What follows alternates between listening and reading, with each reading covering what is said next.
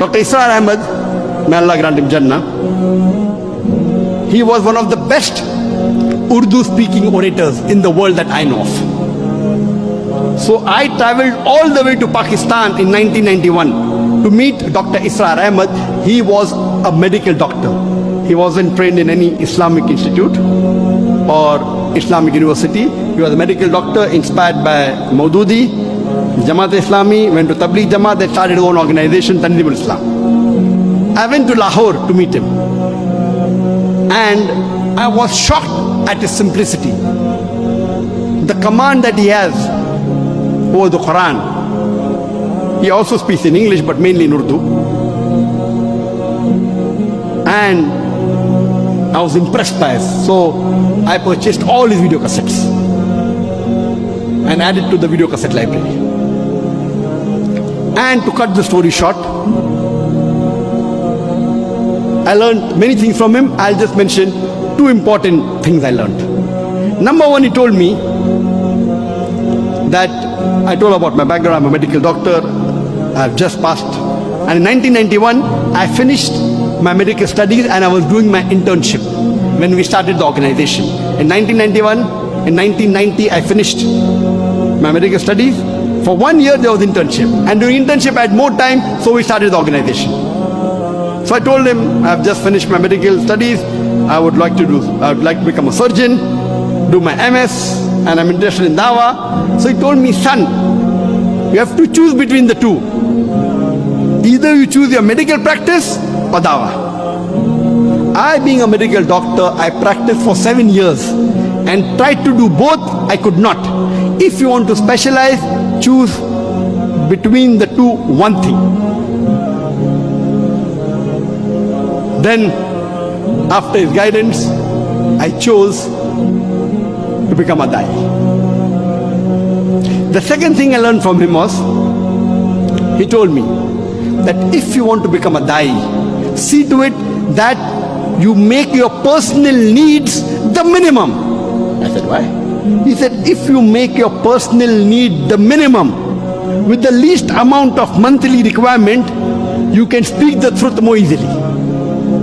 You won't have to depend on anyone. You won't have to depend on please someone who's paying your salary. See to it that your needs are the least. And I saw that he had such a big institution, but what a simple man, Dr Israr Ahmed. May Allah grant him Jannah. And this thing, that not to spend excessively, was one of the cornerstone of my success.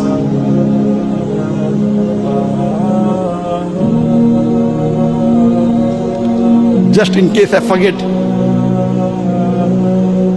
towards the end I may tell you, but today I require only 2,000 ringgit a month for me and my wife to survive. Only 2,000 ringgit. Very comfortably. Very comfortably. Not for my dawah activity. Dawah activity, though I have to travel, fly, I pay my own money, that's different.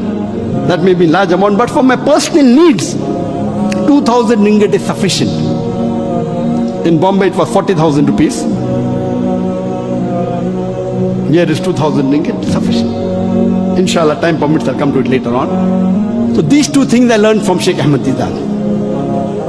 And when I came back, I told my parents, initially when we started the organization, Islam Research Foundation, I told my parents I will only be giving 2 hours a week. Because once I finish my internship, when I join the MS surgery, I have to be there 24/6 or 6.5. Maybe I get half a day in a week free. So I spend some time with my family and 2 hours in this organization. But then I decided I will not do my post-graduation. I told my parents, I want to give 2 hours a day for dawah and the balance time for my medical practice. My father had a roaring practice. My elder brother, Dr Muhammad Naik, also was a doctor. And my brother, he was a very good orator. So when Sheikh Ahmed Didat came, he was the MC. Because he was the Secretary General of his medical college. Very good orator. Not an Islamic speaker, but a general orator. So that's how Sheikh Didat was impressed.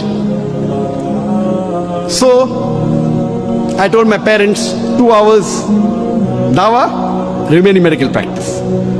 After a couple of months, I said 50% dawah, 50% medical practice. They said no problem. Then I said 2 hours medical practice, remaining dawah. They said no problem. Then after maybe a year or so, I said full-time dawah. They said no problem.